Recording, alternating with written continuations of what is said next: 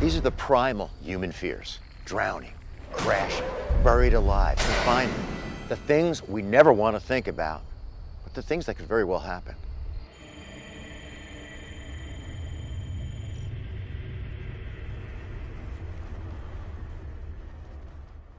My name is Bob Drury.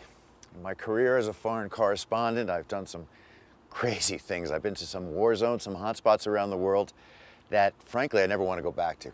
I've ridden Marco Polo ponies with the Northern Alliance into battle with the Taliban in northern Afghanistan. I've rappelled down sheer cliffs into French Alps just like those.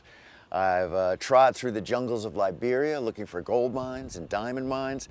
I've attended IRA meetings in Belfast. I ran down Sniper Alley in Sarajevo. And I've run from the Janjaweed in Darfur. But even with all that, perhaps the most dangerous things I've ever done were a series of magazine stories where I tested the limits of my mind and my body. At first, I thought I was doing scientific inquiry, and then I realized, no, they're just trying to kill me. They buried me in a controlled avalanche. Now, let me tell you, when they throw that last shovelful of snow onto your face, you don't care whether it's a controlled avalanche or not, or a real one. You're just hoping that somebody's still up there to get you out. When Navy SEALs are trying to drown you at the bottom of the pool sitting at you, when you're in a car crash. I had no idea that this job existed, but there are men out there who volunteer to be human crash dummies.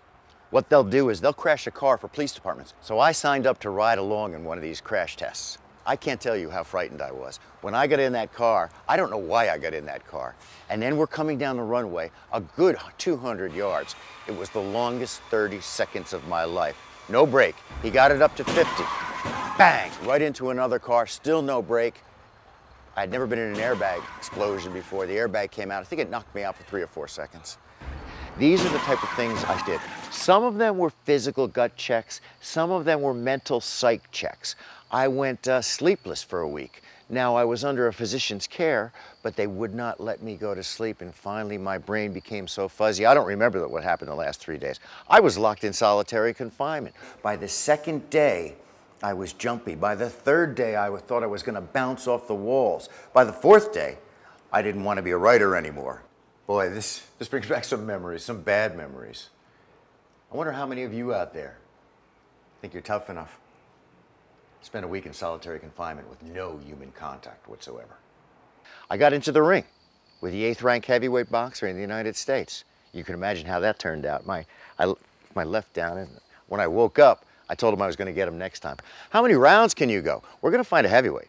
All right, if you're a middleweight, we might find you a middleweight. But how many rounds can you go with a professional boxer?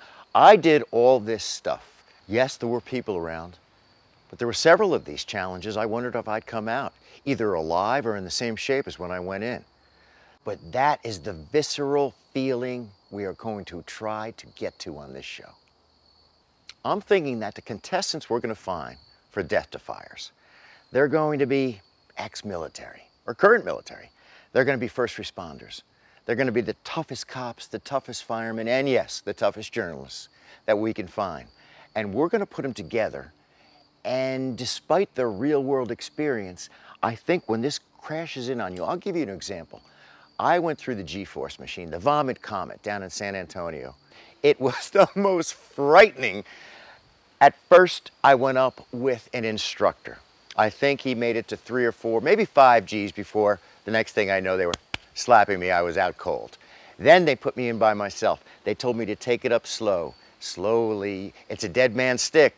1 G, 2 Gs, 3 Gs, 4 Gs. Now there's a difference between trying to get to 8 Gs to 12 Gs. That's what fighter pilots get to when you're on a story and when you're competing against someone else. This is what we want to find out. We want to see what you have inside yourself. Here's the deal. Here's the bottom line. I took these challenges. I suppose I passed because I'm sitting here talking to you. Now we're going to find out, we're going to find the toughest contestants we can, and we're going to make them take those challenges so we could all watch to see who's the toughest, who's the most competitive, who's got the heart, who's got the guts, who is the ultimate Death Defier.